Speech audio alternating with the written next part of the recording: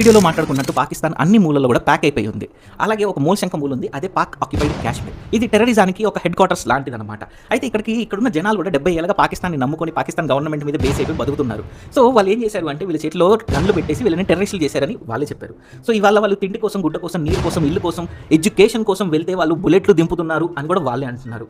So వాళ్ళ ఇక్కడ నుంచి ప్రశాంతంగా వెళ్ళిపోతే ఇండియాతో మేము సత్సంబంధాలు పెట్టుకుంటామని కూడా వాళ్ళే అంటున్నారు. ఇదే కాకుండా యూఎస్లో, యూకేలో ఉన్న ప్రతి ప్లేస్లో కూడా వాళ్ళు పీఓకేకి సంబంధించిన మనుషులు పాకిస్తాన్కి అగెయిన్స్ట్గా ప్రొటెస్ట్ చేస్తున్నారు.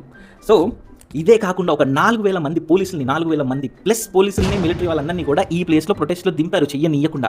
వాళ్ళ రోడ్ బ్లాకేజెస్ చేసేసి, వాళ్ళకి తిండి ఏమి దొరకకుండా వాళ్ళని ప్యాక్ చేసేసి ఈ ప్రొటెస్ట్ ఆపాలని పాకిస్తాన్ నానా ప్రయత్నం చేస్తుంది. ఈ ప్రయత్నంలోనే పాకిస్తాన్ వాళ్ళకి సంబంధించిన ఒక తుప్పుపట్టిన ఒక హెలికాప్టర్ని కూడా పంపించడం జరిగింది. పాపం ఆ తుప్పుపట్టింది అక్కడ ఎంతసేపు వెళ్తుంది, కొంచెం ముందుకు వెళ్ళిన తర్వాత అక్కడ కూలిపోయి దాంట్లో ఉన్న సోల్జర్స్ చనిపోవడం అయితే జరిగింది. సో పాకిస్తాన్ మీ దగ్గర తుప్పుపట్టిన సామాన్లు చాలానే ఉన్నాయి, దాన్ని అమ్ముకుంటే అయినా కనీసం వాళ్ళకి తిండేనే దొరుకుతుంది. సో అది కూడా చేయకుండా నువ్వు ఇలాగే చేస్తే ఇంకెప్పటికి బాగుపడతావు నాకు తెలియదు. సో గొర్రె కసేమని నమ్ముకుంది, పీఓకే వాళ్ళు పాకిస్తాన్ని నమ్ముకోవడం సేమ్ టు సేమ్. సో నాకు ఇక్కడ ఈ ప్రొటెస్ట్ అనేది ఇంకా గట్టిగా అయ్యి పాకిస్తాన్ అనేది బయటికి వెళ్ళిపోయి ఆ పీఓకే అనేది మళ్ళీ ఇండియాలో కలిసిపోయి ఆ కాశ్మీర్ ఇంకా కంప్లీట్ కాశ్మీర్, బ్యూటిఫుల్ కాశ్మీర్ అనేది మనకి మిగులుతుంది. చూడడానికి ఇంకా హాయిగా, హ్యాపీగా, ఇంకా కాశ్మీర్ ఏమంటారు టూరిజం పెరిగి వాళ్ళకి డబ్బులు తినడానికి తిండి దొరకాలని ఆ భగవంతుని కోరుకుంటున్నాను.